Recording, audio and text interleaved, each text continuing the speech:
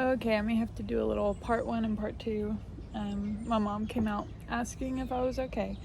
That's also another thing, is make sure to rest postpartum and make sure to accept the help that people are willing to give. My midwife actually told me that it helps with postpartum depression if you can rest for the first 2 weeks and not really do anything at all. And you don't realize that you have an open wound inside of your body.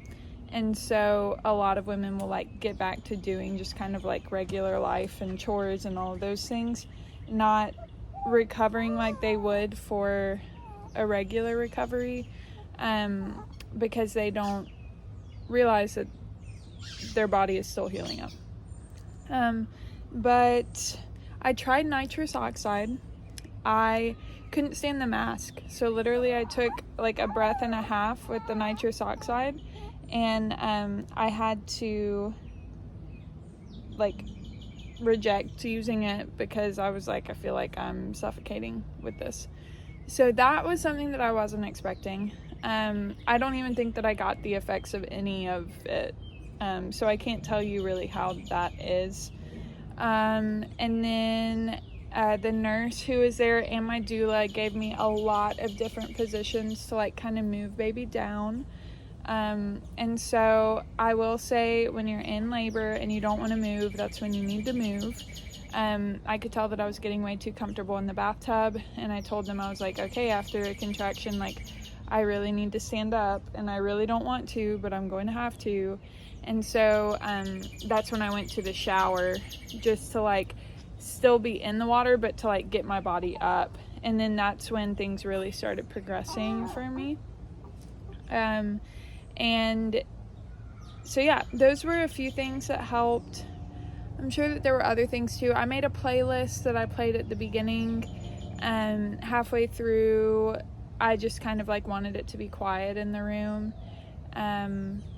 And it was so interesting because I was like, is anything happening?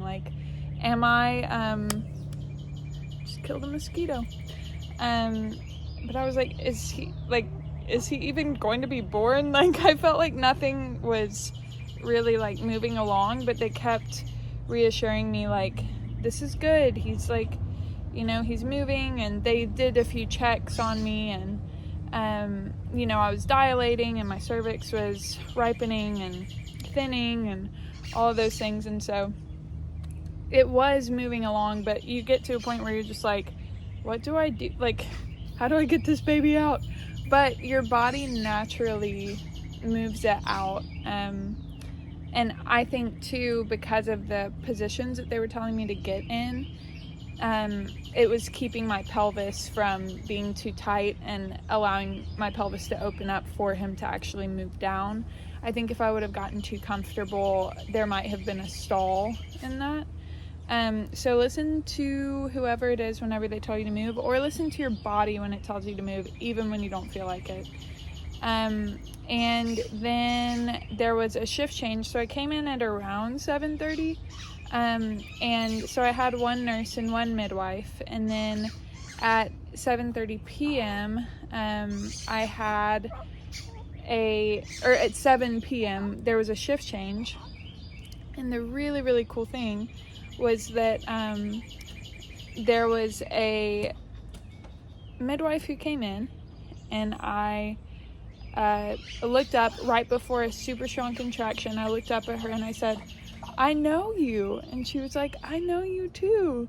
And so we had done worship nights together. This was years ago, maybe 6 years ago. And we had, she even had opened up her home for a worship night.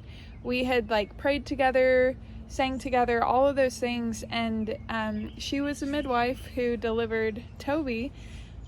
So I looked up at her, said, I know you. She said, I know you too. And then strong contraction, spontaneous water breakage. I don't know what it's called. But literally my water popped and just burst everywhere. And everyone was like, and it was not a pretty sight, but they cleaned everything up. And then I was like, oh, I just need to go and sit on the toilet. So I went and sat on the toilet. I felt like my backside was gonna literally like fly away, like fly out of me. It hurt so bad. And what I was thinking in my mind the whole time was like, oh, hemorrhoids, I don't want hemorrhoids, I don't want hemorrhoids. But I had this saying that I held on to my entire labor, and so I went into it saying to myself, I can think about this later, I can think about this later. And so at that moment about the hemorrhoids, I just told myself, I can think about this later. And then my body like relaxed, and I got up off of the toilet. They wanted me to stand, so I like stood up, but I was too tired to stand, so I got down on all fours. And then I felt, everyone's like, oh, it's such a bad burning sensation. For me, the pain was more in like my backside, like thinking it was gonna fall out. So I wasn't really paying as much attention to like my dilation and like him crowning. And then every time I had a contraction, I would bear down, and then, yep, that's what it sounded like when he came out. And then he came out, and he was born at 7:35, which was 30 minutes after that shift change, whenever that lady that I knew came in. Her name is Ebby, and she is literally an angel. And so all of the support from family and friends, from our doula Faith, from the midwives, from just the center in general, like, they were just so great. And I think one of the biggest things was like, they were so great to invite my husband in to the experience. We didn't really get that as much with the OB. And it was just such a redeeming experience. So there's just a little bit about Toby's birth, and I'll probably have more to say about it at some point, but just wanted to hop on while everything was fresh to give you all a few details about it.